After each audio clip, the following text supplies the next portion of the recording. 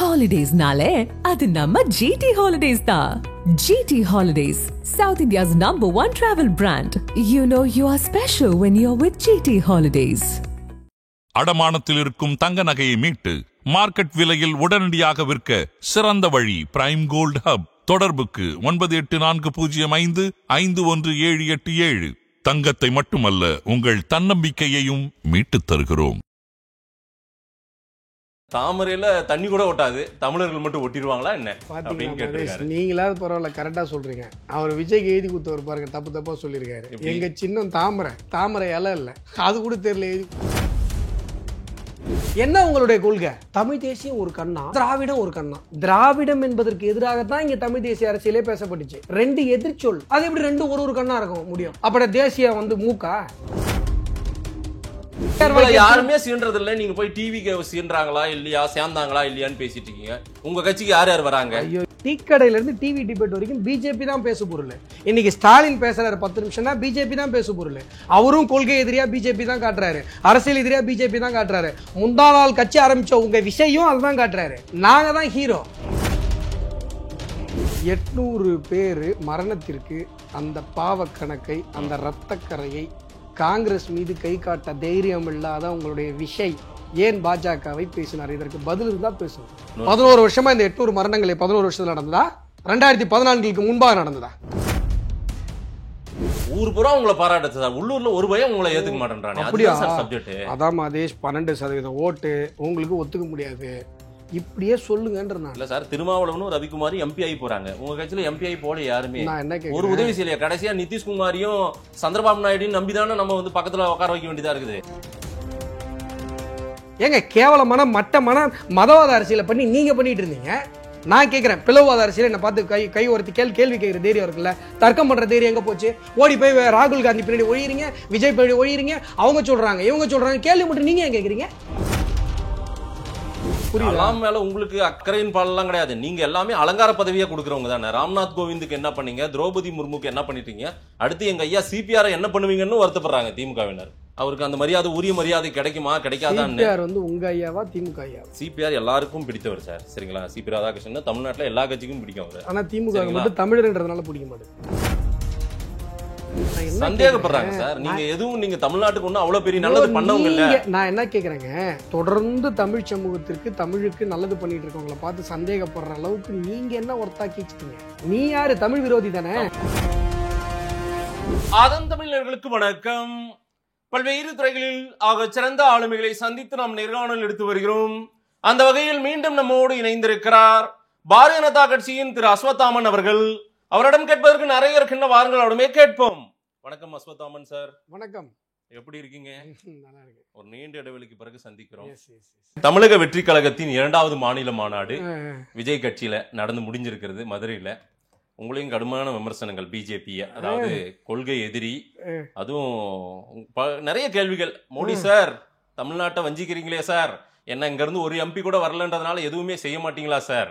அதுவும் ஒண்ணு சொன்னாரு பாருங்க ஹைலைட்டா, தாமரையில தண்ணி கூட ஒட்டாது, தமிழர்கள் மட்டும் ஒட்டிடுவாங்களா என்ன அப்படின்னு கேட்டிருக்காரு. நீங்களாவது பரவாயில்ல, கரெக்டா சொல்றீங்க. அவர் விஜய்க்கு எழுதி கொடுத்தவர் பாருங்க, தப்பா சொல்லியிருக்காரு. எங்க சின்னம் தாமரை, தாமரை இலை இல்ல, அது கூட தெரியல. எழுதி இல்ல, தாமரை இலையில தண்ணி ஒட்டாது. நீங்க என்ன சொன்னீங்க? எங்க சின்னம் தாமரையா தாமரை இலையா? தாமரையில் தண்ணி ஒட்டாது. ஏங்க பேசிக்கா நாலேஜ் இருக்கிறவங்க யாராவது, எங்க சின்னம் தாமரையா தாமரை இலையா? ரெண்டு எல்லாம் ஒண்ணுதானே. ரெண்டு எல்லாம் என்னங்க, இப்ப ரெட்டலை இருக்குது, ரெட்டலைன்னா கிளை எல்லாம் சேர்த்தா சொல்லி. இப்பவே இலைதான் உங்களை காப்பாத்த போகுது. அதை மீன் பண்ணி அவர் சொல்ல வராரா என்னன்னு தெரியல. எந்த இலை? இரட்டை இலை. ஓகே என்ன சொல்ல வரீங்க? தாமரை இலையில ஏங்க சொல்ற கான்செப்டுங்க. எங்க சின்னம் தாமரையா தாமரை இலையா? தாமரை தான் சார். தாமரை தானே. தாமரையோடு தாமரை இலை இருக்கா இல்லையா? தாமரை இலை இருக்கா இல்லையா? இலை இல்லாம வெறும் தாமரை பூ மட்டும் தானா? சின்னத்துல தாமரை பூ மட்டும் தான் வரும். சரி, ஏன் பேசிக்கே தெரியல. நான் உங்க சின்னத்தை பாத்துருவோமா? எனக்கே என் சின்னத்தை சொல்லி கொடுக்குறீங்களா? அஸ்வத்தாமனுக்கு வந்து தாமரை சின்னத்தை சொல்லி கொடுக்குறீங்களா? ஒட்டாதுன்ட்டார் சார் அவர். அந்த கான்செப்ட் வாங்க, அது தாமரையோ தாமரை இலையோ ஒட்டாது, உங்களோட தமிழக மக்கள் ஒட்ட மாட்டாங்கன்ட்டாரு. நான் சொல்ற மாதிரி நீங்க இப்பதான் ஸ்கூல்ல அட்மிஷன் ஆயிருக்கீங்க. சரி, நீ 10வது ரேங்க் எடுக்கிற பையனை பார்த்து நீ ஃபர்ஸ்ட் ரேங்க் வாங்க மாட்டேன்னு சொல்றீங்க. நீங்க இப்பதான் அட்மிஷன் ஆயிருக்கீங்க, நீ பாஸ் ஆக போறியா ஃபெயில் ஆக போறியானே தெரியாது. அப்படிப்பட்டவருக்கு எதுக்கு காத்திருந்தீங்க, எதுக்காக கூப்பிட்டீங்க? சீக்கிரம் தமிழிசை சவுந்தரராஜன் பல முறை அழைப்பு விடுத்தாங்களே.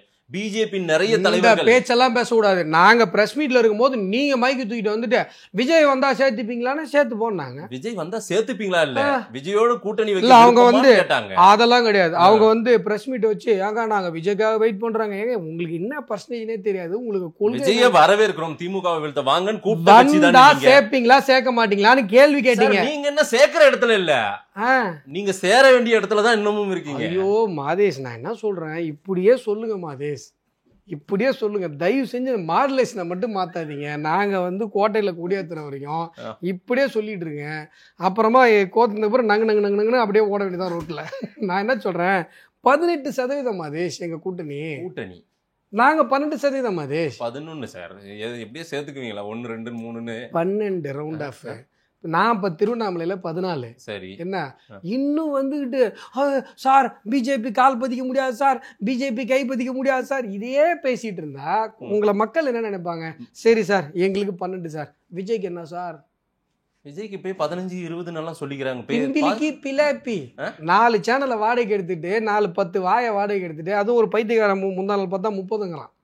ஏன்டா 40-50ன்னு சொல்லுங்கடா. வின்னிங் பர்சன்டேஜே என்னன்னு தெரியலீங்க, அடிச்சு விடுறாங்க, கெட்டாசி விடுறாங்க. யார் கேட்க போறா? விஜய் வருகையிலாம் நீங்களாம் மறைஞ்சே போயிடுவீங்க போல தெரியும், காணாம போயிடுவீங்க போல தெரியுது. அப்புறம் இல்ல அவர் பர்சன்டேஜ் கூடி இருக்கு 70ன்னுங்க. ஏன்னா நீ என்ன ஓட்டு போட்ட வரப்போகுது, எவனோ பேக்கேஜ் வாங்குறான் எழுதுறான். சொல்லுங்க என்ன இப்ப? இல்ல சார், இதுல என்ன இருங்க, விஜயா பிஜேபியா அப்படின்னு பார்த்தா இல்ல சார், கிரவுண்ட்ல விஜய் நடந்து போறாரு, விஜய் நடந்து போறாரு, முன்னாள் தலைவர் அண்ணாமலையோ முன்னாள் தலைவர் நயனார் நாகேந்திரனோ பாத்துருவோமா? அவர் ஏற்கனவே வெளியே நடக்க முடியாத சூழ்நிலையில இருக்காரு. நான் என்ன சொல்றேன், லூஸ் மோகன், நான் ஏற்கனவே சொல்லியிருக்கேன் இல்லைங்க, லூஸ் மோகன் வந்தா கூட நம்ம போய் பார்ப்போங்க. திரையில இருக்கவங்கள தரையில பாருங்க.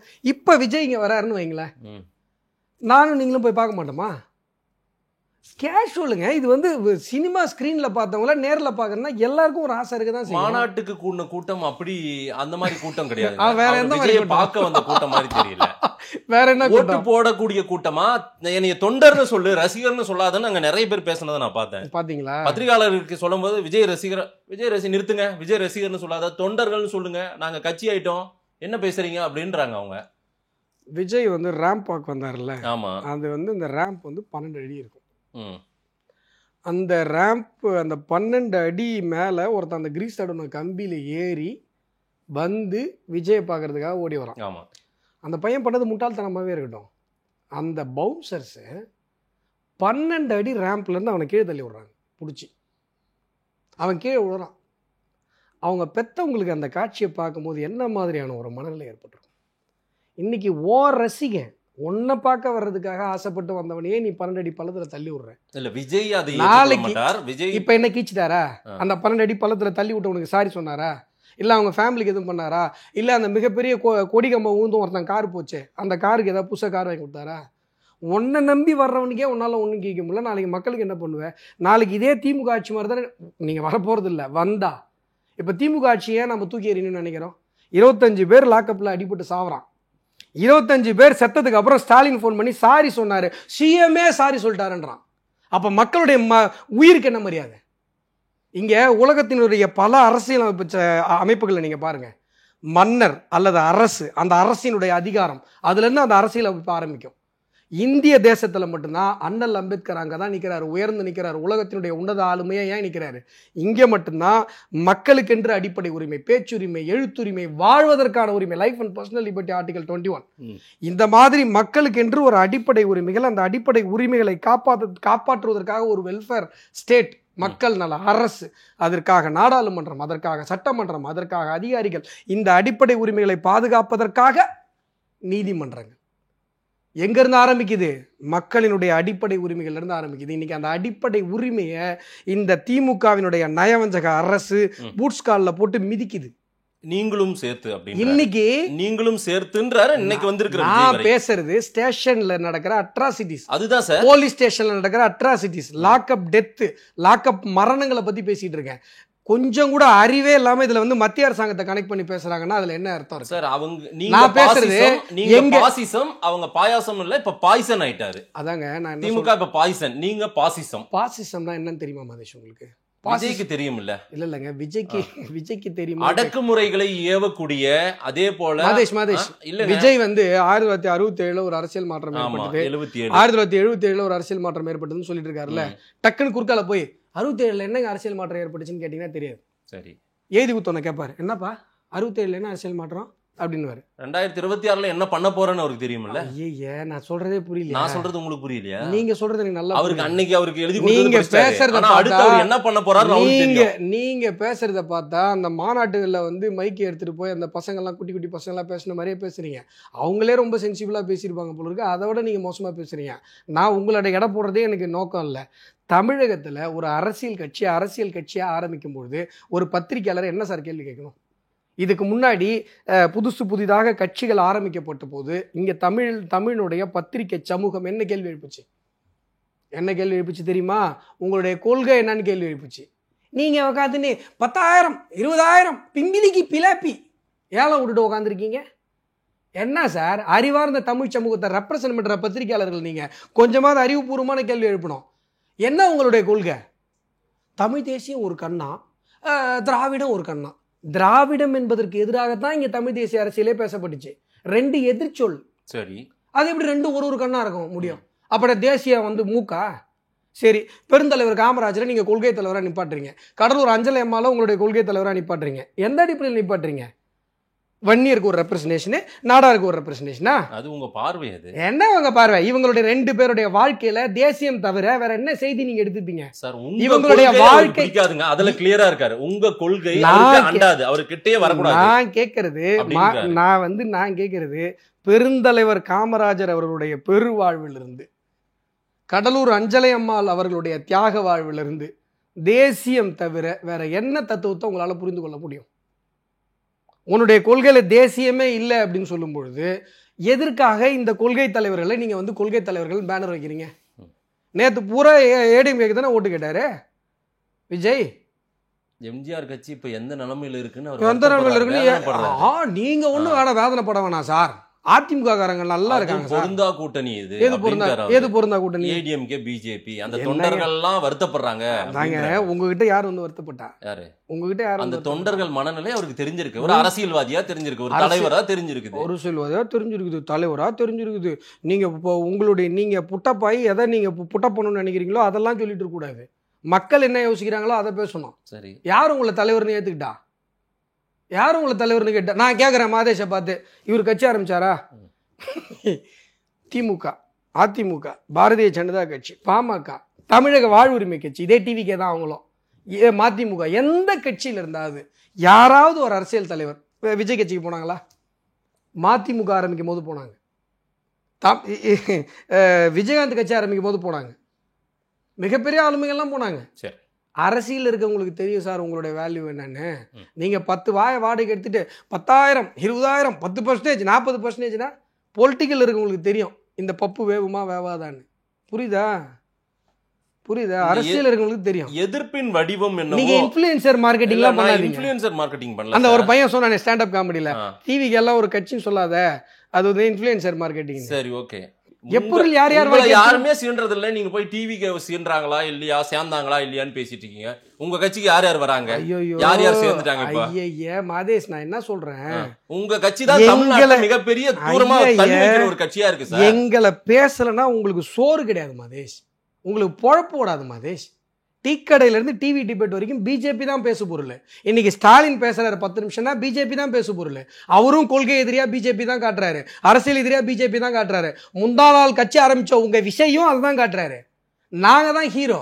எங்களை பேசாம தமிழ்நாட்டில் ஒருத்தனாலே அரசியல் பண்ண முடியும். எல்லாரும் எதிர்க்கிறாங்கன்னா அப்ப மக்கள் எந்த அளவுக்கு உங்களை வந்து வெறுப்பின் உச்சத்துல வச்சிட்டு இருக்காங்க பாருங்க. மக்கள் எதிர்க்கல பாஸ் சார், மக்களின் தலைவர்கள் அரசியல் அறிப்புகளுக்காக மக்களின் தலைவர்கள் தான். ஸ்டாலின் யாரு, திருமாவளவன் யாரு, விஜய் யாரு, சீமான் யாரு, எல்லாருமே மக்களின் தலைவர்கள். மாதேஷ், நான் என்ன சொல்றேன், நீங்க சொல்லும் போது கூட பாருங்களேன், விஜயை வந்து சேர்த்துட்டீங்க, அப்புறம் அந்த கொத்தடிமை கூட்டணியில் இருக்கவங்க எல்லாம் சொல்றீங்க, அப்ப நீங்க வந்து இவங்களெல்லாம் மக்கள் தலைவர்களா நினைக்கிறீங்க? மக்கள் தலைவர்கள் தான். அப்ப அதிமுகவும் அங்கீகாரம் பெற்ற கட்சி தானே. எடப்பாடி பழனிசாமி அவர்களை நீங்க அதுதான் ஜெல்லாகலன்னு விஜய் வரைக்குமே சொல்றாரு. ஏன்னா நீங்க கமிட் ஆயிருக்கீங்க. உங்களுக்கு வந்து திமுகவில் இருக்கவங்களாம் தலைவர்கள், விசிகாவில் இருக்கவங்களாம் தலைவர்கள். நீங்க சொல்றத மக்கள் ஒத்துக்க மாட்டாங்க. இன்னைக்குமே திமுக வேணான்னு ஓட்டு போட்டவங்க தான் அதிகம். 2024 தேர்தலில் கூட நீங்க சொல்றது மக்கள் கருத்து கிடையாது, இது உங்க கருத்து. உங்களுக்கு அறிவாலயத்துக்கு ஆதரவா ஒரு கருத்து சொல்லணும், விசிகாவுக்கு ஒரு ஆதரவா கருத்து சொல்லணும். திருமாவளவன் எங்க வெகுஜன மக்கள் தலைவர், எங்க மக்கள் ஏற்றிட்டாங்க? ஒரு தொகுதி ஜெயிக்க முடியாது, ஒரு தொகுதி. பிஜேபி இன்னைக்கு நினைச்சா நாங்க 20 தொகுதி தனியா நின்று ஜெயிப்போம். ஒரு தொகுதி உங்க திருமாவளவன் ஜெயிக்க முடியாது. யார் சொன்னா வெகுஜன? நீங்க நிரூபிச்சீங்க. எம்பி போனீங்க, எங்க நிரூபிச்சாங்க? எம்பி போனீங்க. ஆனா திருமாவளவனும் ரவிக்குமாரும் போயிருக்காங்க. இந்தியாவிலே அதிக எம்பி எங்களுக்கு தான் இருக்கு சார். தமிழ்நாட்டிலே பெரிய கட்சி சார். ஊர் பூரா உங்களை பாராட்டு சார். உள்ளூர்ல ஒரு பயம் உங்களை ஏத்துக்க மாட்டேன்றானே. அப்படியா சப்ஜெக்ட்? அதான் மதேஷ் 12% ஓட்டு உங்களுக்கு ஒத்துக்க முடியாது, இப்படியே சொல்லுங்கன்றா. இல்ல சார், திருமாவளவனும் ரவிக்குமாரும் எம்பி ஆகி போறாங்க. உங்க கட்சியில எம்பி ஆகி போல யாருமே ஒரு உதவி செய்யலையா? கடைசியா நிதிஷ்குமாரையும் சந்திரபாபு நாயுடு நம்பிதானே நம்ம வந்து பக்கத்துல உட்கார வைக்க வேண்டியதா இருக்குது. இல்லைன்னா மோடி அவர்கள் இப்படி திரும்பும்போது எங்க ஒரு கால் கீழே இதாயிடுமோ அப்படின்ற மாதிரி தானே இருக்கு. 4 சேர்ல 4 கால்ல பிரச்சனையா இருக்கு. நல்லா ட்ரை பண்றீங்க, ஆனா ஒர்க் அவுட் ஆகல. நான் கேக்குறது, திருமாவளவன் ஒரு வெகுஜன மக்கள் தலைவர் அப்படின்ற உங்களுடைய புட்டப்ப தயவு செஞ்சு தூக்கி குப்பையில போடுங்க. எளிய மக்களின் தலைவங்க ஒரு தலைவரும் கிடையாது, ஒரு தலைவரும் கிடையாது. இங்க வந்து இன்னும் சொல்ல போனா பட்டியல் சமூக பெருமக்கள்லயே அருந்ததியருக்கு ஒரு பிரச்சனை பேச மாட்டார், அருந்ததியருக்கு ஒரு ரிசர்வேஷனா பேச மாட்டார். இங்க தூய்மை பணியாளர்கள் போராடுறாங்கன்னா எதிராக பேசுவார். இந்த புழு வருது புட்டப்படுறலாம் வேற வச்சுக்கணும், அஸ்வத்தா மட்டும் வச்சுக்கணும். என்ன கேக்குறேன்,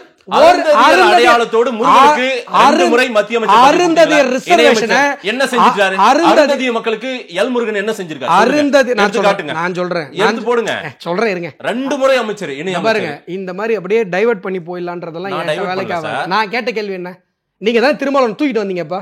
திருமாவளவன் அருந்ததி ரிசர்வேஷனுக்கு எதிராக பேசினாரு, இங்க தூய்மை பணியாளர்களுக்கு பர்மனன்ட் பண்றதுக்கு எதிராக பேசினாரு. அவர் சமூக நீதி பார்வையில உங்களுக்கு ஒரு சமூகம் தான், உங்களுக்கு நீங்க அந்த ஒரு சமூகத்துக்கு தான் பேசுவீங்க. பட்டியல் சமூக பெருமக்களே அடுத்த சமூகத்துக்கு நீங்க பேச மாட்டீங்க. இன்னும் சொல்ல போனா அந்த சமூகத்திலே திமுக பாதிக்கப்படுச்சுன்னா பேச மாட்டீங்க. நீங்க வெகுஜன மக்கள் தலைவர், ஏங்க இப்படிலாம் ஒரு இது பண்ணிட்டு உட்காந்துருக்கீங்க? நீங்க எல்லாம் சேர்ந்து சொல்லிக்கிட்டே இருந்தா ஒரு வெகுஜன மக்கள் தலைவர் ஆயிடுவாரா? சரக்கு இருக்கு மிடுக்கு இருக்குன்னு பேசினவர் வெகுஜன மக்கள் தலைவரா? சும்மா பேசினாரா இல்லையா? ஏஐ வீடியோவா அது பேசினாரா இல்லையா? சும்மா நீங்க என்னமா பில்டப் பண்ணிட்டு உட்காந்துருக்கீங்க. ஒரு தொகுதி ஜெயிக்க முடியாது விசிகாவால. எப்படி வெகுஜன மக்கள் தலைவரா இருக்கும்? 4 எம்எல்ஏ இருக்காங்க, 2 எம்பி இருக்காங்க. ஏங்க கூட்டணியில கும்மாளம் போட்டதெல்லாம் பேசாதீங்க. நீங்களுமே கூட்டணியில கும்மாளம் போட்டு தான் 4 எம்எல்ஏவே உள்ள போச்சு. அதுக்கும் எம்பில வழி இல்ல. நான் என்ன கேக்குறேன், நாங்க எம்பியே ஜெயிக்கல, எம்எல்ஏவே ஜெயிக்கல. உங்களுக்கு என்ன வலிக்குது? உங்களுக்கு எங்க வலிக்குது காட்டுங்க. உங்களுக்கு எங்க வலிக்குது?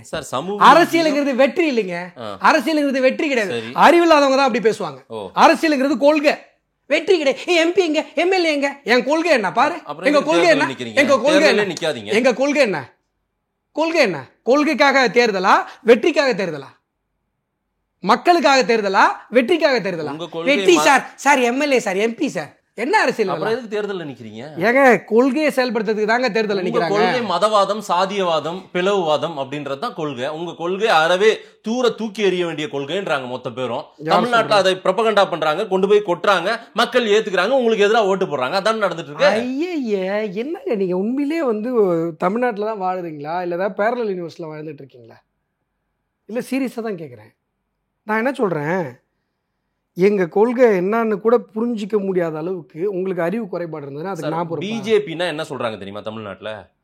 பிளவுவாத சக்தி, மதவாத சக்தி. மாதேஷிங்க பாருங்க, இப்படி சக்தி இப்படின்னு மாதே சொல்றாருன்னு சொல்லுங்க. நான் சொல்லல. தமிழ்நாடு நீங்கன்னா கெட்ட கோவம் வந்துடும். இந்த பேச்சு மட்டும் என்கிட்ட பேசக்கூடாது. நீங்க ஒன்றும் தமிழ்நாட்டுக்கு ரெப்ரஸன்டேட்டிவ் கிடையாது, திமுக ஒன்றும் தமிழ்நாட்டுக்கு ரெப்ரஸன்டேட்டிவ் கிடையாது, விசிகா ஒன்றும் தமிழ்நாட்டுக்கு ரெப்ரஸன்டேட்டிவ் கிடையாது. எங்களுக்கு 12% மக்கள் ஓட்டு போட்டிருக்காங்க. தமிழ்நாடு சொல்றது என்ன பேச்சு இது?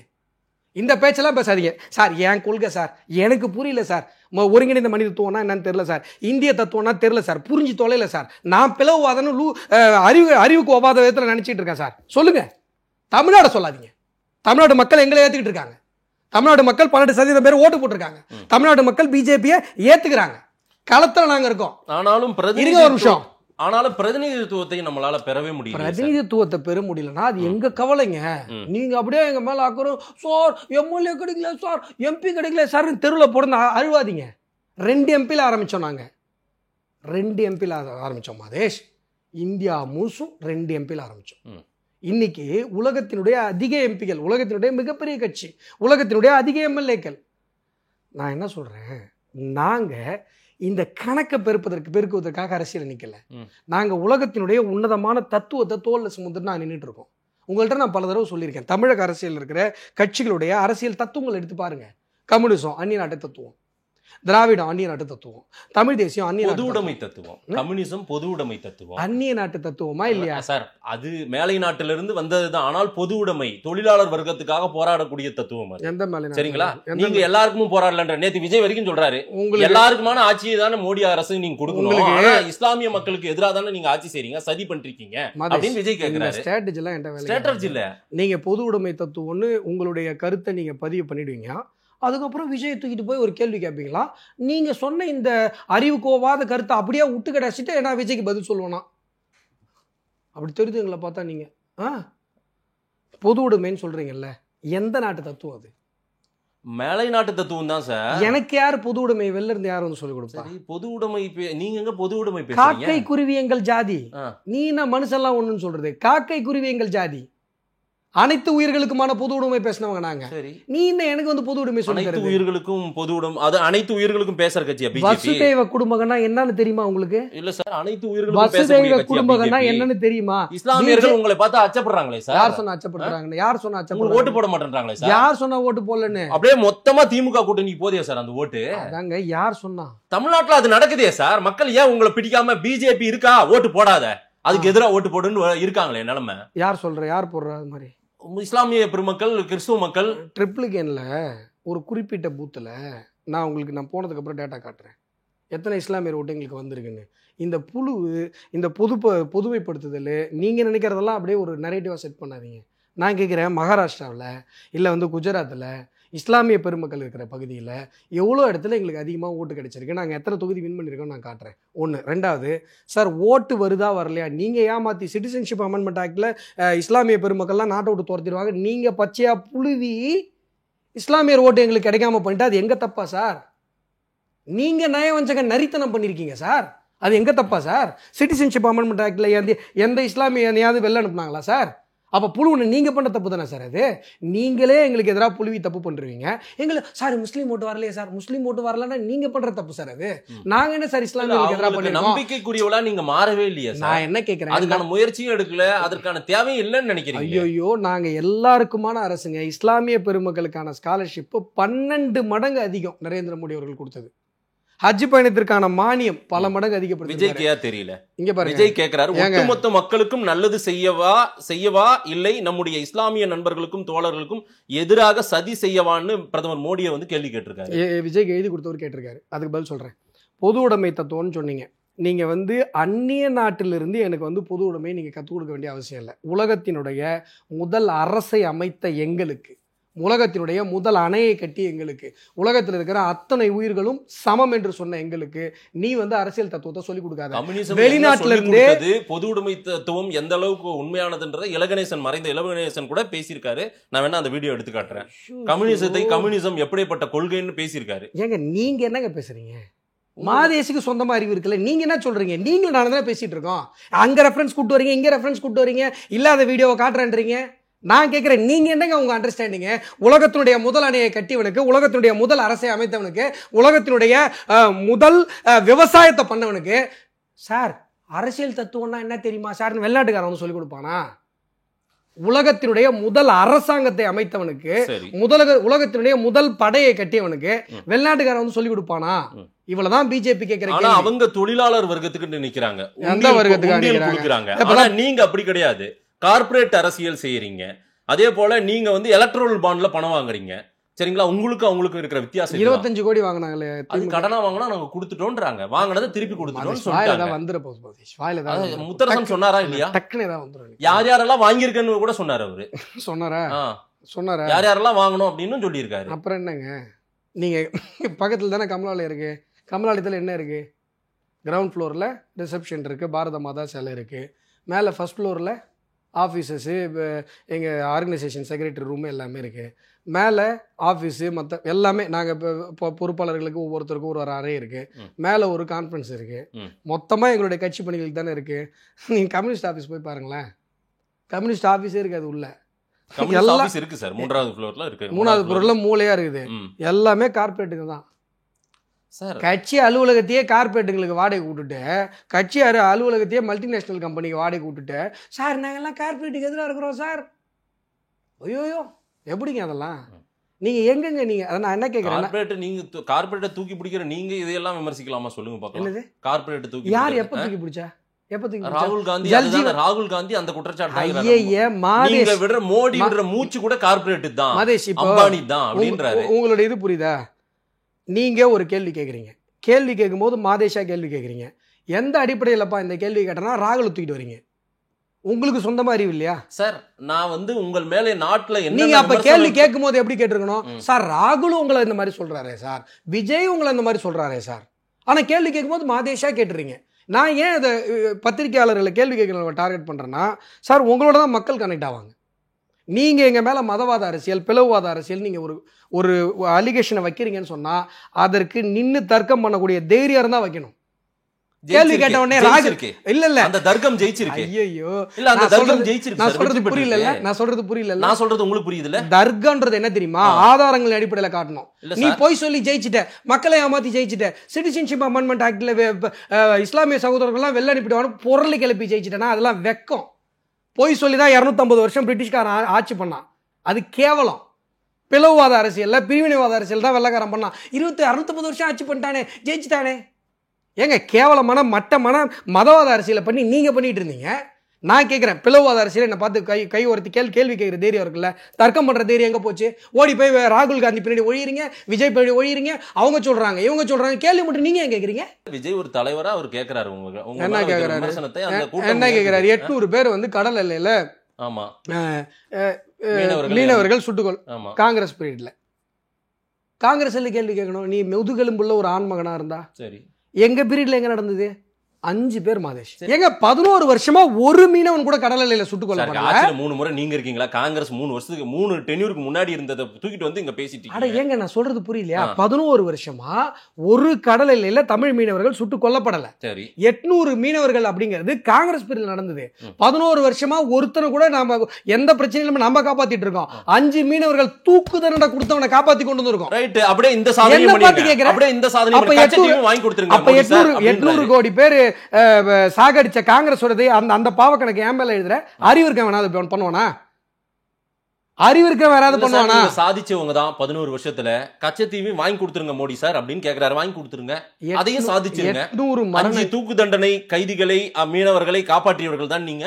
800 பேர் மரணத்திற்கு அந்த பாவ கணக்கை, அந்த இரத்தக்கரையை காங்கிரஸ் மீது கை காட்ட தைரியம் இல்லாத உங்களுடைய விஷய் ஏன் பாஜகவை பேசினார்? இதற்கு பதில் இருந்தா பேசுங்க.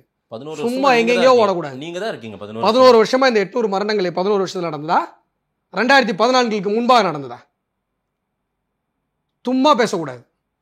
எங்க கொண்டு வந்து நீங்க இதுல தினத்தந்தி பத்திரிகை எடுத்தீங்கன்னா கன்னித்தீவு வரும். அப்படியே இந்த பக்கம் திருப்பினீங்கன்னா தமிழக மீனவர்கள் படுகொலை. தினசரி செய்தியாக இருந்தது. 2014 நரேந்திர மோடி என்கிற அந்த வீர திருமகன் ஆட்சிக்கு வந்ததற்கு பிறகுதான் தமிழ் கடல் எல்லையில தமிழ் மீனவர்கள் ஒருவர் கூட சுட்டுக் கொல்லப்படவில்லை. அந்த மாதிரி செய்தி அச்சத்தோடு தான் அவங்க பயணித்து அச்சத்தோடு எங்கிட்ட சொன்னாங்க, மாதேஷ் நாங்க அச்சத்தோடு தான் பயணிச்சு பண்ணிட்டு இருக்கிறோம். 11 வருஷமா ஒரு கொலை நடக்கல, அச்சத்தோடு இருக்கணும் உங்களுக்கு போன் பண்ணி சொன்னாங்க. 5 மீனவர்கள் அடுத்த நாட்டில் தூக்கு தண்டனை கொடுக்கப்பட்டவர்கள் 5 பேரை மீட்டு கொண்டு வந்து நிறுத்திருக்காங்க. மாதேஷ் ஒரு தமிழனாக சந்தோஷம் உண்மையிலே சந்தோஷம். அப்பாடா சந்தோஷம். ஐயோ சாமி, அப்பா கச்சத்தீவு வாங்கி கொடுத்தா நாங்க இன்னும் சந்தோஷப்படுவோம். கண்டிப்பா வாங்கி கொடுத்தாருன்னு எழுதுவோம் தமிழ்நாட்டுல. கண்டிப்பா கச்சத்தீவை மோடி தான் வாங்கி கொடுக்க போறாரு. அது 100% நடக்க தான் போகுது. அது நடந்துச்சுன்னா 12% நீங்க சொல்றது 14-15 மாறும். நீங்க தமிழ்நாடு மக்கள் கிடையாது. நீங்க ஒண்ணு எங்களுக்கு சர்டிபிகேட் கொடுத்து கீக்க தேவையில்ல. எங்களுக்கு தமிழக மக்கள் நாங்க யாரை கொண்டு வரது நாங்க முடிவு பண்ணிக்கிறோம். நீங்க ஓங்களுக்கு சப்போர்ட் பண்றதோட உங்க வேலையை முடிச்சுக்கோங்க. நீங்கெல்லாம் எங்களுக்கு சர்டிபிகேட் கொடுக்க வேணாம். எத்தனை % வரும் நாங்க பாத்துக்கிறோம். என்ன இப்போ ஓங்கோல்லேருந்து நீங்கள் விஜய்க்கு கூட நீங்கள் பேசுங்க, அது உங்கள் பிரச்சனை. நீங்கள் தமிழ்நாடு மக்களை ரெப்ரசன்ட் பண்ணி பேசுங்க. தமிழ்நாடு மக்கள் நாங்கள் பாதிக்கப்பட்டிருக்கோம் அந்த திமுகவுடைய ஆட்சியில். நான் கேட்குறது, இவர் விஜய் பேசுகிறாரு, நீங்கள் நான் என்ன கேட்டேன், நான் உங்கள்கிட்ட ஒரே ஒரு கேள்வி கேட்டேன். கொள்கை என்னன்னு கேட்டிங்களா இல்லையாங்க? மொத்த கொள்கையும் விஜய் கட்சிக்குள்ளார தான் இருக்குது. நீங்க பார்க்கவே இல்லையா? என்னங்க மாநாட்டுல இருந்து இருக்கு கொள்கைனா சார். என்னன்னு தெரியுமா தெரியாதாங்க உங்களுக்கு? ஏங்க திடீர்னு ஈவ ராமசாமிங்கிறீங்க, திடீர்னு வந்து ஒரு பெருந்தலைவரோட நேற்று திடீர்னு எம்ஜிஆர் தூக்கிட்டீங்க. நேற்று திடீர்னு தமிழ்நாட்டு பாசம்லாம் அதிகமாயிட்டு சிபிஆருக்கு துணை ஜனாதிபதி லெவல் கொடுக்குறீங்க. ஏற்கனவே தமிழிசை சவுந்தரராஜன் அவர்களுக்கு ஆளுநர்லாம் கொடுத்து அவங்க மறுபடியும் அரசியலுக்கு வந்துட்டாங்க ரிட்டர்னு. சிபிஆரே வந்து ஆளுநர் இருந்து இப்போ வந்து துணை ஜனாதிபதி. இலகணேசன் மறைந்து விட்டார். அதுக்கும் எப்படியும் ஒரு தமிழ்நாடு தான். பிஜேபி எப்போ முதல்ல ஆட்சிக்கு வந்தது? எங்க தமிழ்நாட்டிலயா? இந்தியாவில் நீங்க வரவே மாட்டீங்க. வரும்போது தெரியும் அந்த சிரிப்பெல்லாம் எங்கே போகுதுன்னு. ஒன்றும் பண்ண மாட்டான். திமுகவில் இருக்க மாதிரி எதிராக பேசுறவங்களாம் தூக்கிட்டு வந்து ஜெயிலில் வச்சு குத்தல மாட்டோம், கவலைப்படாதீங்க. அப்பயும் கருத்துரிமை கொடுப்போம். இதே மாதிரியே சிரிக்கலாம். அதாவது மொராய் தேசாய் வந்து பிரதமராக இருக்கும்போது எங்களுடைய கூட்டணி ஆட்சி, எங்களுடைய சப்போர்ட். விபி சிங் அவர்கள் பிரதமராக இருக்கும்போது எங்களுடைய கூட்டணி ஆட்சி. நாங்கள் முதலாக ஆட்சி பிடிச்சது பாரத பிரதமர் வாஜ்பாய். அப்போ ஜனாதிபதியாக ஒருத்தரை கொண்டு வரணும்னு எங்களுக்கு ஒரு வாய்ப்பு வந்து போகுது. யாரை ஜனாதிபதி ஆக்கணும்? அப்துல் கலாமா? யார் அவர்? ஒரு தமிழர். அப்புறம் திடீர் தமிழ் பாசம்னு சொல்கிறது தப்பு தானே? தப்பு தானே மாதேஷ்? இப்படி பேசலாமா நீங்கள்? ஏங்க உங்களுக்கு அரசியல் அஃபிலியேஷன் இருக்கலாம். நீங்கள் திமுக மேலே உங்களுக்கு பாசம் இருக்கலாம், திடீர்னு தாவேக்கா மேலே பாசம் வந்திருக்கலாம். ஆனால் ஒரு தமிழ்நாட்டில் பிறந்துட்டு இது மாதிரி பேசலாமா? தப்பு இல்லையா? உங்கள் மனசாட்சி உங்களுக்கு உறுத்தலையா? கேள்வி கேட்கலையா? வீட்டுக்கு போய் படுக்கும்போது எப்படி தூக்கம் வருது உங்களுக்கு? அப்துல் கலாம் யார்? அவரை ஜனாதிபதி ஆக்கி அழகு பார்த்தது யார்? அன்னைக்கு கருணாநிதி சொன்னாருங்க, கலாம் என்றால் கலகம்னு சொன்னார். அவர் 2வது முறையாக ஜனாதிபதி ஆகிற வாய்ப்பை கெடுத்தார். நாங்கள் சப்போர்ட் பண்ண மாட்டோம். நீங்கள் கலாமை சப்போர்ட் பண்ணாமல், இன்றைக்கி சிபிஆரை வந்து சப்போர்ட் பண்ணாமல் திமுக எப்படி வஞ்சிக்கிறதோ அதே மாதிரி கலாம் என்கிற ஒரு மிகப்பெரிய ஒரு உன்னதமான தமிழர்களுடைய அடையாளமாக இருக்கக்கூடிய அந்த பெருமகனை கலாம் என்றால் கலகம் என்று பேசியவர் கருணாநிதி. இல்ல இன்னைக்கு கருணாநிதியோட ஆதரிக்கலன்னு அவங்க ஏன் நிலைப்பாடு எடுத்திருக்காங்கன்னா, பிஜேபி ஒன்று கொண்டு வருதுன்னா, ஆர்எஸ்எஸ் ஒன்று கொண்டு வருதுன்னா, ஒரு ஆர்எஸ்எஸ் நபரை கொண்டு வருதுன்னா அதை ஏற்கணும்ன்றது ஒண்ணு அவங்களுடைய கொள்கை கிடையாது சார். அது அவங்களுடைய தமிழரா பார்த்தாலும் சிபிஆர் ஒரு தமிழர் ஆர்எஸ்எஸ் காரர்ன்றாங்க அவங்க. ஒரு தமிழர் ஜனாதிபதியாக துணை ஜனாதிபதியாக வந்தால் திமுகவுக்கு பிடிக்காது. ஏன்னா அவங்க தமிழ் விரோதிகள். அவங்களுக்கு ரெட்டி வர்றதுதான் சந்தோஷம். காங்கிரஸோட கேண்டிடேட்டை சொல்கிறேன். தமிழர்கள் வந்தால் அவங்களுக்கு பிடிக்காது. ஏன்னா தமிழை அழிக்க வேண்டும், தமிழர்களை அழிக்க வேண்டும். தமிழ் விரோதிகள் தான் திமுக. ஈழத்தில் ஆரம்பிச்சு எல்லா இடத்துலையும் இதெல்லாம் இப்படி ப்ரொபகண்டா தேர்தல் நேரத்தில் பண்ணணுன்றதுக்காக இப்படி சிபிஆர் நியமனம். சிபிஆர் ஆர்எஸ்எஸ் காரர். CPR RS. நான் சொல்ல கம்யூனிஸ்ட் நான் சொல்றேன். நான் என்ன உங்களை மாதிரி நான் சொல்லுங்க அவர் சொன்னார் இவர் சொன்னார் ஓடுறால நான் சொல்றேன். ஆர்எஸ்எஸ் காரர் கலாம், அப்துல் கலாம், அந்த பெருமகன். அவர் ஏன் சார் நீங்க எதிர்த்தீங்க? அவர் ஆர்எஸ்எஸ் காரரா?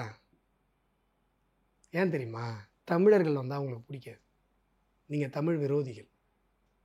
தமிழர்கள் வரக்கூடாது. தமிழர்கள் ஒரு உலகத்தினுடைய, ஒரு இந்திய தேசத்தினுடைய ஒரு மிகப்பெரிய அங்கீகார பகுதியில் வந்தால் உங்களுக்கு வயிறு எரியும். இதுதான் நீங்கள் அன்றைக்கி கலாம் அவர்களுக்கு பண்ணீங்க, இன்றைக்கி சிபிஆர் அவர்களுக்கு பண்ணுறீங்க.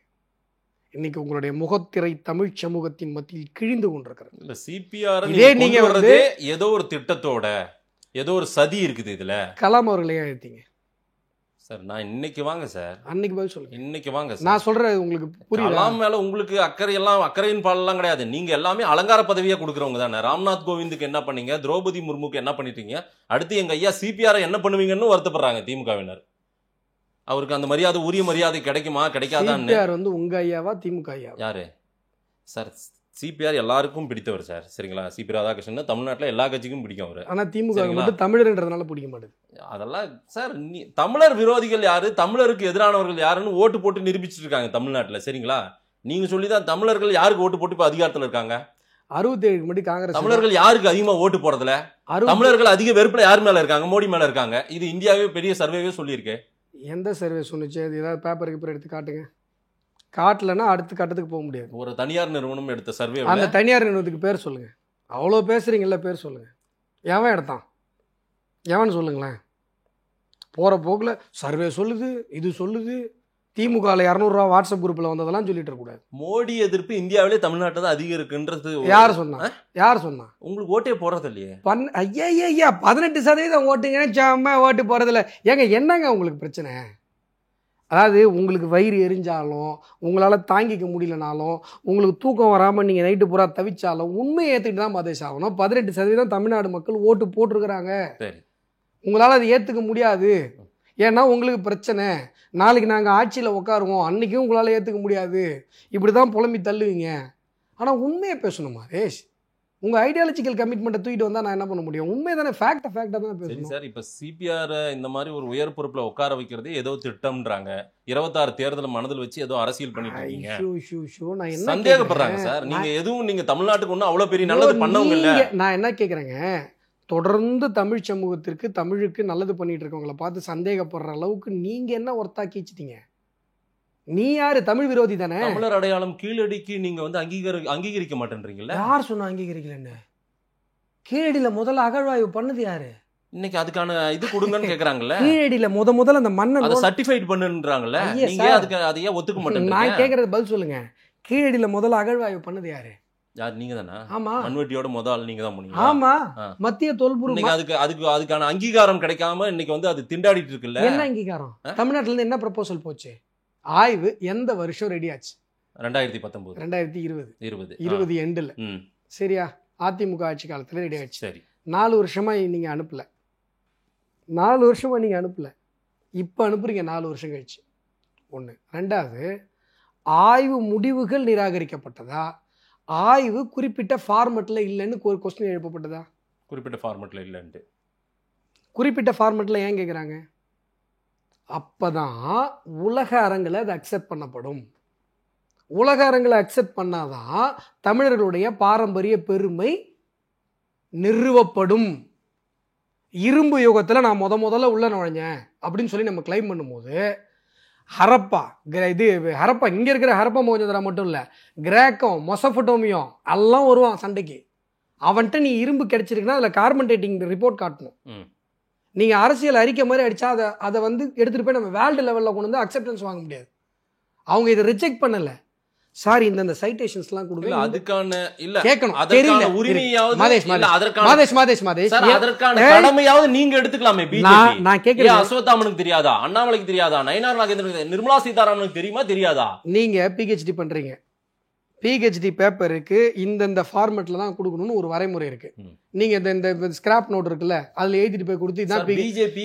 உங்களுக்கு தெரியல தெரியாது, தப்பு கிடையாது. தெரிஞ்சவன் சொன்னாலும் கேட்க மாட்டீங்க. என்ன பிரச்சனை உங்களுக்கு? நான் என்ன சொல்றேன் உங்களுக்கு, இருங்க, நான் 3 அடிப்படை மக்களுக்கு என்ன தெரியுதுன்னா, பிஜேபி பார்ப்பா நம்ம அடையாளத்தை வந்து கொடுக்க அடிப்படை மக்களுக்கு நான் சொல்றது புரிஞ்சிட கூடாதுன்னா இப்ப நீங்க பதறீங்க. உங்க நோக்கம் விஷமத்தனமானது. நான் சொல்றது மக்களுக்கு புரியும். டீ கடையில உட்கார்ந்து இருக்கிற சாதாரண ஒரு பொதுமக்களுக்கு கூட புரியுற மாதிரி பேசுறவன் தான் அஸ்வத்தாமன். புரிஞ்சிடக்கூடாதுன்னு பதறதா மாதிரி. இங்க மிஸ்டேக் சரியான. இப்ப நான் சொல்றது சரியான டாக்குமெண்ட் இது பண்ணல, சப்மிட் பண்ணல. நீங்க எப்ப பதறீங்க தெரியுமா? நான் வெகுஜன மக்களுக்கு புரியுற மொழியில பேசும்போது உங்களுடைய நரேட்டிவ் உங்களது இல்ல, திமுக நரேட்டிவ் உடையும் போது குறுக்கால வருவீங்க. நீங்க குறுக்கால வரலன்னா தான் நான் யோசிப்பேன், என்ன சரியா தான் பேசுறமா, மாதேஷ் ரொம்ப அமைதியா இருக்காப்லையா அப்படின்னு. மாதேஷ் மட்டும் கிடையாது, பத்திரிகை துறையில பாதி பேர் அப்படிதான். உங்களுக்கு என்ன தெரியுமா, நீங்க பண்ற நரேட்டிவ் நான் உடைச்சிடக்கூடாது. நான் தான் தெளிவா சொல்றேன்ல, நீங்க ஒரு பிஹெச்டினா அந்த பிஹெச்டி பேப்பர் அந்த குறிப்பிட்ட ஃபார்மெட்ல கொடுக்கணும். இந்த மாதிரி ஸ்கிராப் நோட்ல கிரிக்கிட்டு போய் கொடுத்தீங்கன்னா ஒத்துக்க மாட்டாங்க. அதுக்கு அர்த்தம் உங்க கான்செப்ட் அந்த கைடு ஒத்துக்கலன்னு அர்த்தம் கிடையாது. உங்களுடைய கான்செப்ட் வைவாவில் அக்செப்ட் ஆகணும். இப்ப நீங்க கிரிக்கிட்டு போய் கொடுக்குறீங்க, அவங்க ஒத்துக்கல. நீங்க வந்து சார் இந்த மாதிரி ஒத்துக்கல சார் சொல்லுங்க சார்னா நான் என்ன சொல்லுவேன்? மதேஷ் நீங்க நல்ல ஃபார்மெட்ல கொடுங்க, நான் பேசுறேன். நீங்க நல்ல ஃபார்மெட்ல கொடுக்க மாட்டேன்னா என்ன அர்த்தம்? நல்ல ஃபார்மெட்ல கொடுக்க கார்பன் டேட்டிங் ரிப்போர்ட் தானே கேக்குறாங்க. அவங்க இத அக்செப்ட் பண்ணணும்ங்கற அக்கறை தானே கேக்குறாங்க. கச்சத்தீவை எப்படி மீட்டு கொடுங்க, அதுக்கு பெருமை உங்களுக்கு வந்து சேர்ந்துரும்ன்ற மாதிரி. ஏன் இப்ப கச்சத்தீவு போறீங்க? உதாரணத்துக்கு சொல்றேன் சார். ஏங்க இப்போதைக்கு தமிழக தொல்லியல் துறையில இருக்குங்க அந்த ரிப்போர்ட். அவங்க வந்து எழுத முடியாதுங்க, அவங்களுக்கு அந்த பவர் இல்லைங்க. ரிப்போர்ட் அக்செப்ட் பண்ற பவர் தான் அவங்களுக்கு இருக்கு. இவங்கள பண்ண சொல்லுங்களேன். அப்புறம் எதுக்கு தமிழக தொல்லியல் அதிகாரிகள் சம்பளம் வாங்குறாங்க? ஸ்டாலின் என்ன பண்ணிட்டு இருக்காரு? இன்னைக்கு விஜய் வரைக்குமே உங்களை அது அலிகேஷனா பண்றாரு. விஜய் வந்துங்க முந்தா நாள் கட்சி ஆரம்பிச்சிருக்காரு. நீங்க உள்ளடி வேலை செய்யறதா சொல்றாரு அவரு. யாரு? கீழடி விஷயத்துல நீங்க வந்து அதற்கான அங்கீகாரம் கொடுக்காமல் உள்ளடி வேலை செய்யறீங்க, தமிழரின் அடையாளத்தையே மறைக்கிறீங்க அப்படின்றாரு. நீங்க நல்லா புரிஞ்சுக்கோங்க, ஆரிய திராவிட இனவாதம் ஒரு கட்டுக்கதை என்பதை உங்களை போன்றவர்களுக்கு முகத்தில் அறைந்தால் போல சொல்லுகிற ஒரு ஆவணம் கீழடி. தமிழர் அடையாளம். ஆரிய திராவிட இனவாதம் என்ன தெரியுமா? தமிழர் நிலம் தமிழருக்கு சொந்தம் இல்லை, இதான் ஆரிய திராவிட இனவாதம். சரி. ஹரப்பா மொஹஞ்சதாரோவில் அந்த பக்கம் இருந்தோமா நம்ம நகர நாகரிகத்தில் இருந்தவங்கள கைபர் போலன் வழியாக ஆடு மாடு ஓட்டு வந்து நம்மளை துரத்தி விட்டாங்களாம். நம்ம அங்கேருந்து நகர்ந்து இங்கே வந்துட்டோமா. இப்போ கீழடி என்ன சொல்லுதுன்னா, ஹரப்பா மொஹஞ்சதாரோ காலகட்டத்திற்கு முன்பாகவே எல்லாதற்கு ஈக்குவலாக அந்த டைம்லேயே இங்கே ஒரு மிகப்பெரிய நகர நாகரிகம் இருந்ததாக கீழடி நிறுவுகிறது. அப்போது ஆரிய திராவிட இனவாதம் ஒரு கட்டுக்கதை என்பதை கீழடி நிறுவுகிறது. சரி சார், புரியுதா உங்களுக்கு? கீழடி என்பது திராவிட இனவாதம் என்கிற ஒரு மிகப்பெரிய மித்தை உடைக்கிற ஒரு விஷயம். அதனால தான் நீங்கள் 4 வருஷம் ரிப்போர்ட்டை வந்து என்ன பண்ணீங்க, அதை கிடப்பில் போட்டீங்க. என்றைக்குமே புரிஞ்சுக்கோங்க மதேஷ், ஒரு பொய் வந்து தற்காலிக வெற்றியை பெறுகிறது அப்படிங்கிறதுக்காக அந்த பொய்யை நியாயப்படுத்த முடியாது. சப்போர்ட்டிங் ஃபேக்டர்ன்றது பொய்க்கு கிடைத்திருக்கிற வெற்றியை வச்சு பண்ண முடியாது. இன்னைக்கு நான் ஒரு அரசியல் தத்துவத்தையும் எங்களுடைய தத்துவத்தையும் பேசிட்டு இருக்கும்போது, சார் உங்களுக்கு வெற்றி கிடைக்கலையே, வெற்றி என்பது அரசியல் இல்லை, கொள்கை தான் அரசியல், மக்கள் நலம் தான் அரசியல். சரி, புரியுதா? சிபிஆர் நான் வந்துடுறேன், சப்ஜெக்ட்டுக்கு வந்துடுறேன். நீங்க நேரா கீழடிக்கு எல்லாம் வந்து நானே தான் கொண்டு வந்தேன், ரைட்டு. பட் இருந்தாலும் சிபிஆர் மறந்துட்டேன். ஏன்னா எதுக்காகனா உங்களுக்கு இந்த கீழடி மேட்டர் இப்போ நான் இவ்வளவு பெரிய ஒரு விரிவான விளக்கம் வரும் நீங்க எதிர்பார்க்கல. இல்ல ஷாக்கா வரீங்க. இல்ல நீங்க ஆனாதான் எனக்கு சந்தோஷம். வாங்க சிபிஆர். ஷாக் இல்ல சார், நீங்க நல்லது பண்ணிர மாட்டீங்கன்றது மட்டும் தமிழ்நாட்டு மக்களுக்கு தெரியும்னு பரப்புரை பண்றாங்க. எக்ஸ்ட்ரா பீஸ் இல்ல சார், திமுக பரப்புரை பண்றாங்க. தமிழ்நாட்டுக்கு எந்த காலத்திலும் நல்லது பண்ண மாட்டாங்க அப்படின்னு திமுக சிபிஆர் போட்டு சிபிஆர் திமுக பரப்புரை பண்றாங்களா, மாதேஷ் பண்றாரா? திமுக சொல்றத நான் சொல்றேன். திமுக சொல்றதா நீங்க சொல்லுவீங்க, தமிழ்நாட்டுக்கே தெரியும். திமுக சொல்றதா மாதேஷ் சொல்லுவீங்கன்னு தமிழ்நாட்டுக்கே தெரியும். இல்ல சார், அது என்ன புதுசா? தமிழ்நாட்டுக்கே நல்லது பண்ணாத இவங்க சிபிஆர் ஒரு தமிழர் அடையாளப்படுத்தி இவங்க கொண்டு வராங்கன்னா அதுல ஏதோ ஒரு அரசியல் இருக்கு, ஏதோ ஒரு திட்டம் இருக்கு. மாதேஷ் முதல்ல நாங்க வந்து ஆட்சியை பிடிச்சி வாஜ்பாய் பிரதமர் ஆனப்பயே தமிழர் தான் ஜனாதிபதி ஆகும். சரி சார், எங்க வரலாறு இப்படி இருக்கும்போது நாங்க தமிழருக்கு நல்லது பண்ண மாட்டோம்னு ஒரு வாய் சொல்லுது இல்ல, அது எந்த அடிப்படையில் சொல்லுதுன்னு கேட்கறேன். இதுவரை வஞ்சித்து இருக்கீங்கன்றது எதை வச்சு நீங்க அப்படி சொல்றீங்கன்னு கேக்குறேன். எதை வச்சு தமிழர்களை நாங்க வஞ்சித்தோம்னு சொல்றீங்க? ஒரு எம்பி கூட வரலன்றதுனால எதுவுமே நீங்க செய்யலன்றது தானே ஒரு பெரிய வாதமா இருக்குதுங்க. என்னங்க பேசுறீங்க? நிதி கொடுக்கறது இல்ல, தமிழர்களின் உரிமை, தமிழ்நாட்டுக்கு என்ன பிரச்சனைன்னு கேட்கறது இல்ல. இங்க தமிழ்நாட்டுக்கு என்ன பிரச்சனை நாங்க தான் கேட்டிருக்கோம். லாக்அப் டெத்து, ஸ்டேஷன் மரணங்கள் நாங்க தான் கேட்டுட்டு இருக்கோம். தமிழ்நாட்டுடைய பெரிய பிரச்சனையே திமுக தான், அதுக்கு எடுத்து நாங்க தான் பேசிட்டு இருக்கோம். ஜல்ஜீவன் திட்டம், கோடிக்கணக்கான வீடுகளுக்கு குழாய் மூலமாக குடிநீர் கொடுத்துருக்குறோம். பேங்க் அக்கௌண்ட்டு தமிழகத்தில் இருக்கிற எல்லாருக்கும் பேங்க் அக்கௌண்ட் ஓப்பன் பண்ணி கொடுத்துருக்குறோம். 2 கோடி பேர் முத்ரா கடன் வாங்கியிருக்காங்க தமிழகத்தில். விவசாயிகளுக்கு 6,000 ரூபாய் கொடுத்துட்ருக்குறோம். இப்போ 40,000 கோடி கொடுத்தாரு நரேந்திர மோடி அவர்கள். காங்கிரஸ் பீரியடில் கொடுத்ததை விட இந்த காங்கிரஸ் பீரியடில் தமிழகத்திற்கு ஒதுக்கிய நிதியை விட இப்போ ஒதுக்குந்து 5 மடங்கு 6 மடங்கு அதிகம். நிர்மலா சீதாராமனை இப்போ தங்கம் தென்னரசு அவர்கள் சந்தித்து விட்டு நம்ம பேசிட்டு வந்தோம், இப்பவாவது நிதியை ஒதுக்குவார்கள் என்ற நம்புகிறோம். நாங்க எந்த நிதி நிக்குதுன்னு இப்ப மாதேஷ் சொல்றோம். எத்தனை நிதி? எல்லாமே பிரச்சனைன்றாங்களே சார். எல்லாமே பிரச்சனைனா நீங்க உங்க பொழப்பே நாங்க கொடுக்குற காசுல தான் ஓடுது. வாய்க்குசாமி எல்லாமே பிரச்சனை. மத்திய அரசின் பல திட்டங்களுக்கு நீங்க தமிழக அரசு நிதி ஒதுக்குது, நிதியை யூஸ் பண்றோம். உங்க கிராமம் அறிக்கை கொடுத்தாரா இல்ல இப்ப சில மாதங்களுக்கு முன்னாடி? உங்க கிராமத்துல ஒரு ஊராட்சி ஒன்றிய தலைவர் வந்து ஒரு பாலம் கட்ட போடுறாரா, ரோடு போடுறாரா, தடுப்பணை கட்டுறாரா? நரேந்திர மோடி அவர்கள் கொடுக்குற காசு. 100 நாள் வேலை வாய்ப்பு திட்டத்தில் போய் 100 நாள் சம்பளம் வாங்குறாங்களா? நரேந்திர மோடி அவர்கள் கொடுக்குற காசு. உங்கள் ஊரில் விவசாயிகளுக்கு 6,000 ரூபா வருதா? நரேந்திர மோடி அவர்கள் கொடுக்குற காசு. திருச்சியில் பஸ் ஸ்டாண்டு கட்டினாங்களா? கருணாநிதி பேரை வச்சு, நரேந்திர மோடி அவர்கள் கொடுத்த காசு. அதில் பஸ் ஸ்டாண்டை சுற்றி நீங்கள் வந்து ஏக்கர் கணக்கில் நிலம் வாங்கி மாஃபியா பண்ணீங்களே, அதுதான் உங்கள் வேலை. காசு கொடுத்தது மோடி. இங்கே சென்னைக்கு 4,000 கோடி ரூபா கொடுத்தாரு, மெட்ரோவுக்கு 63,000 கோடி கொடுத்தாரு. நான் கேட்குறது நிதி வரலன்னு பஞ்சப்பாட்டு பாடுறீங்களா சார்? எந்த ஸ்கீம்ல நிதி வரல? நான் சொல்லவா வேணாம்? சொல்லுங்க. அந்த சமரச சிக்ஷாவா, அது ஹிந்தி பேர் வரல தெரியாது சார். எனக்கே வரல. எனக்கு உங்களுக்கு எனக்கே வியாகாரம் போறீங்க. நீங்களும் ஹிந்தி படிக்கல, நானும் ஹிந்தி படிக்கல. அந்த நிதி இருக்குல்ல. இல்ல பாருங்க, ஒரு தமிழ்ல கூட ஒரு பேர் வைக்க மாட்டீங்க. எங்க ஊர் மக்களுக்கு தெரிஞ்சுக்கிற அளவுக்கு கூட ஒரு பேர் இல்லைன்னா என்ன பண்றது? இப்போ ஒரு திட்டத்தை நாங்க யூஸ் பண்ணுமான்னு தெரியல. கடைசியில அது மோடி தான் பண்ணாரான்றது கூட என் மக்களுக்கு தெரியாம போயிடுச்சு. பாருங்க, இதுதான் நீங்க ஃபெயிலியரே. உங்க மாடலே, மோடி மாடல் ஃபெயிலியரே இதுதான். சூப்பர் மாதேஷ்.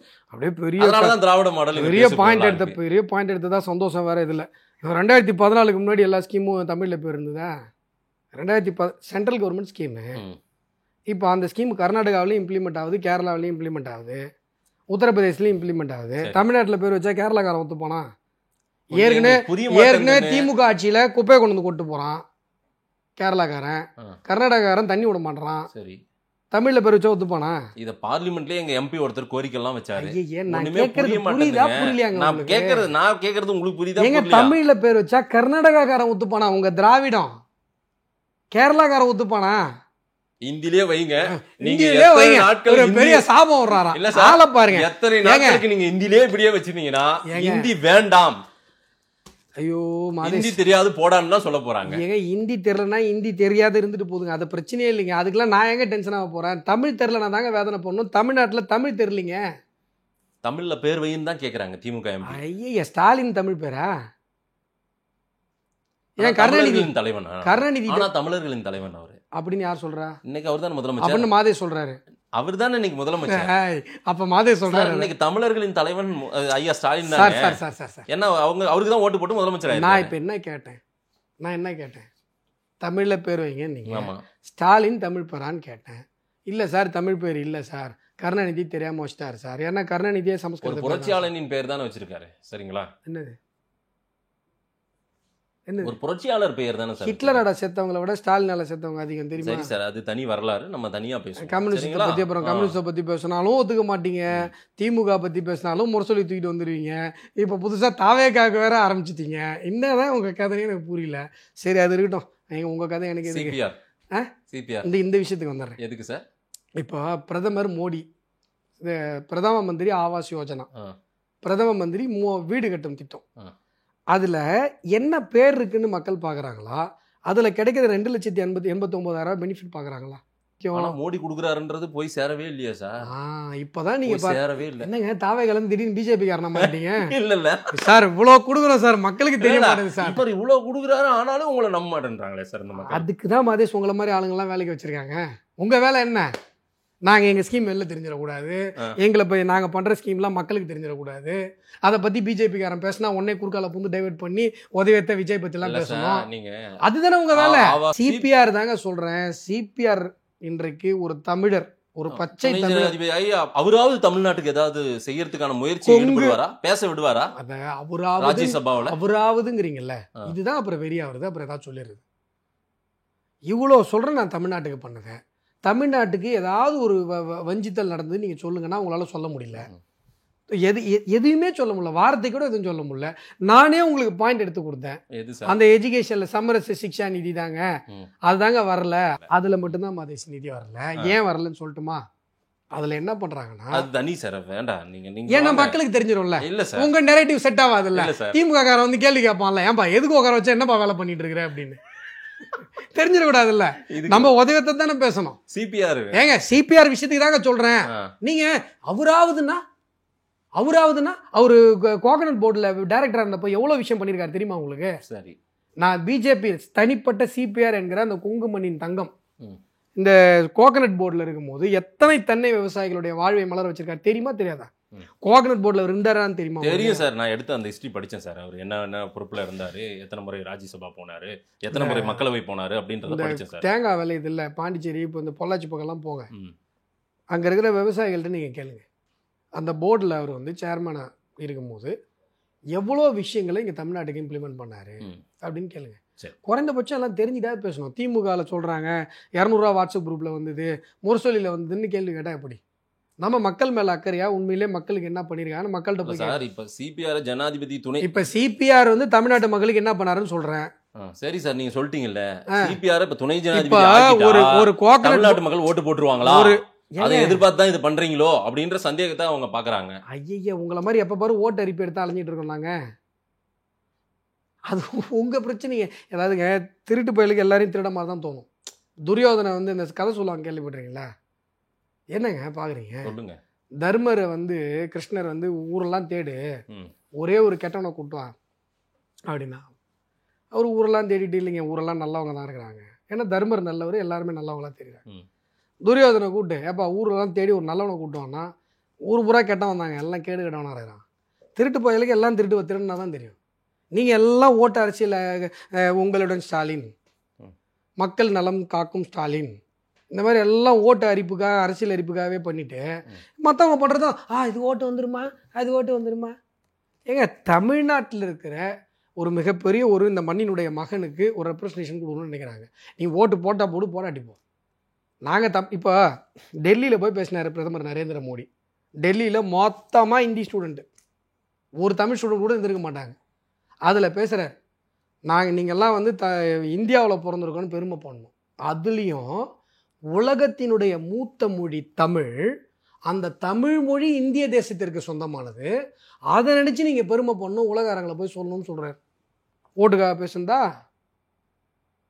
அங்கே யார் இருந்தா? தமிழ்காரங்க நிறைய தமிழர்கள் இருக்காங்க, தமிழ் ஸ்டூடெண்ட்ஸு. +2 எக்ஸாம் எழுத போகிறவங்க, பரீட்சைக்கு பயமே. அதுவும் ஹிந்தி பேர் தெரியாது. அது தமிழ் அடுத்த குறி தமிழ்நாடு போல தெரியுது. எது இது நடந்து 8-9 வருஷம் ஆகுது. அதுதான் சார் பிளான் இருக்கு போல தெரியுது உங்களுக்கு. ஐய, எங்கள் பிளானில் தமிழ்நாடு இல்லைன்னு யாருங்க சொன்னா? ஆனால் இதெல்லாம் பிளானில் ஒரு பார்ட்டு கிடையாதுங்க. இப்போது கங்கை கொண்ட சோழபுரத்துக்கு நரேந்திர மோடி அவர்கள் வந்தாரா? நீங்கள் என்ன சொன்னீங்க? தமிழ்நாட்டுக்கு ஏதோ பிளான் போலுக்குது அப்படி சொன்னீங்களா? என்ன ராஜேந்திர சோழன் ராஜேந்திர சோழனுக்கு 2015 ஒரு போர்க்கப்பலுக்கு ராஜேந்திர சோழனுடைய பேரை வச்சுட்டு, ராஜேந்திர சோழன் அப்படின்னா யாருன்னே தெரில. மகாராஷ்டிராவில் இருக்கவங்க பல பேருக்கும் தெரில. மோடி பேசுகிறார், ராஜேந்திர சோழன் என்கிற தமிழகத்தினுடைய சோழ மன்னன், கப்பல் அதாவது கடல் பரப்பை ஆண்ட முதல் இந்திய மன்னர். தெரியுதா? அந்த பக்கம் இருக்கவங்களெல்லாம் கடல் பரப்பை ஆளலை. இவர் தான் இந்திய மன்னர்களில் கடல் பரப்பை ஆண்ட முதல் இந்திய மன்னர். இந்திய பெருங்கடல் முழுவதும் ராஜேந்திர சோழனுடைய ஆளுகையில் இருந்தது. அதனால இந்த போர்க்கப்பலுக்கு ராஜேந்திர சோழனுடைய பெயரை வைக்கிறேன். எப்போ? 2015. இன்னைக்கு நீங்க நரேந்திர மோடி அவர்கள் கங்கை கொண்ட சோழபுரத்துக்கு வந்ததுக்கு அப்புறம் ராஜேந்திர சோழனா என்னன்னு விக்கிபீடியாவில் பாக்குறீங்க. ஆனா அந்த மனுஷன் அப்ப பேசினார். இதுதான் மதேஷ் உண்மையான தமிழ் பாசம். சரி, நீ இதை வச்சு நீங்கள் ஓட்டெல்லாம் போட வேணாம்.